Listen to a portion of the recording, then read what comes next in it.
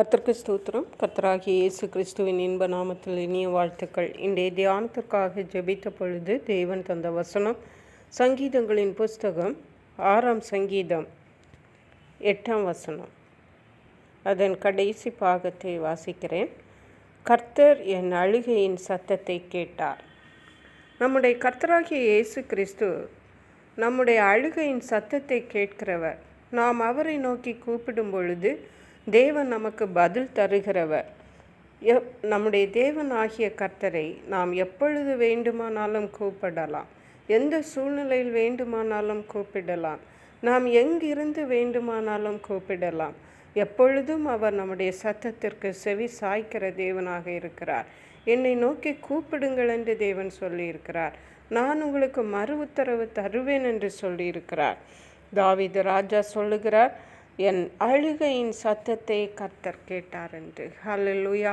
தாவீது ராஜா தேவனுடைய சமூகத்திலே அழுத சம்பவத்தை இந்த வார்த்தை நமக்கு தெளிவிக்கிறது. தேவனுடைய சமூகத்தில் அழுது ஜெபிக்கும் பொழுது நிச்சயமாகவே தேவன் அதற்கு பதில் செய்கிறார், பதில் தருகிறார். ஹல்லேலூயா.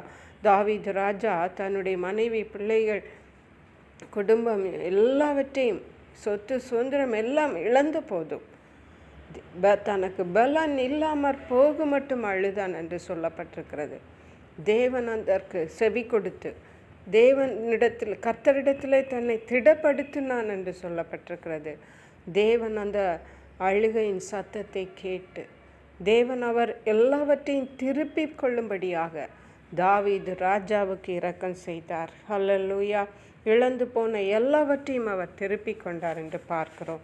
அப்படியே சாமுவேல் தீர்க்கதரிசியின் தாயாகிய அன்னாளுடைய வாழ்க்கையிலே பார்க்கும் பொழுது ஒரு மன கிளேசத்தோடு தேவனுடைய சமூகத்திலே அமர்ந்திருந்து, தேவனுடைய ஆலயத்திலே அமர்ந்திருந்து அழுது ஜெபித்த பொழுது தேவன் அவர்களுடைய அழுகையின் சத்தத்தை கேட்டு அவர்கள் விரும்பினபடி, அவர்கள் வேண்டிக் கொண்டபடி ஒரு குமாரனை கொடுத்தார். அதுதான் சாமுவேல் தீர்க்கதரிசி என்று பார்க்கிறோம். நிச்சயமாகவே இன்றைக்கு நம்முடைய ஜெபங்களுக்கும் நம்முடைய அழுகையின் சத்தத்துக்கும் தேவன் செவி சாய்க்கிற தேவனாக இருக்கிறார். ஹல்லேலூயா. ஒருவேளை நாம் நினைக்கலாம், நாம் ஜெபித்து பார்த்தும் பதில் ஒன்றும் வரவில்லையே என்று. இனி எதற்கு ஜெபிக்க வேண்டும் என்று கூட நீங்கள் நினைத்து கொண்டிருக்கலாம். நிச்சயமாகவே நீங்கள் தேவனுடைய சமூகத்திலே அழுது ஜெபித்தீர்களானால் நிச்சயமாகவே அதற்கு தேவன் பதில் தருவார். இஸ்ரவேல் ஜனங்கள் எகிப்தின் அடிமைத்தனத்தில் இருந்த பொழுது தேவனை நோக்கி கூக்குரலிட்டார்கள் என்று பார்க்கிறோம்.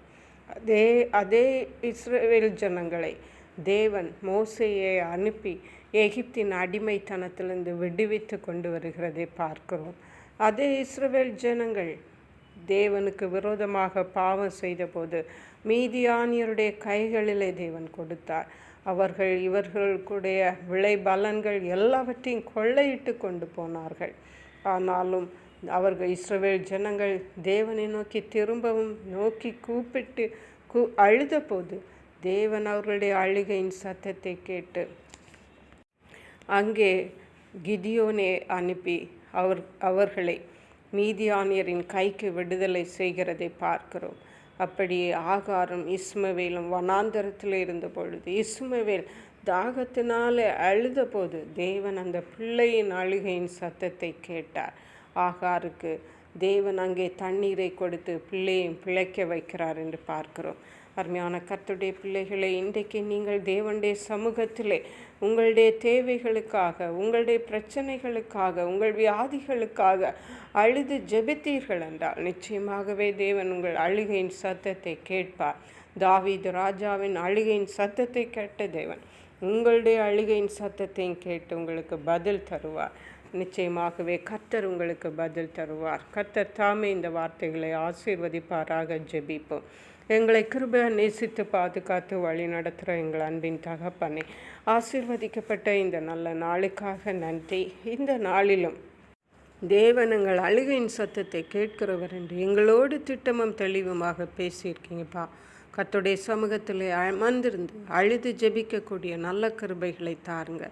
தேவனுடைய ஆசீர்வாதங்களையும் விடுதலைகளையும் சுதந்திரிக்க உதவி செய்வீராக. நன்றி பரிசுத்த ஆவியானவரே. துதிகன மகிமை மக்கை செலுத்துகிறோம்.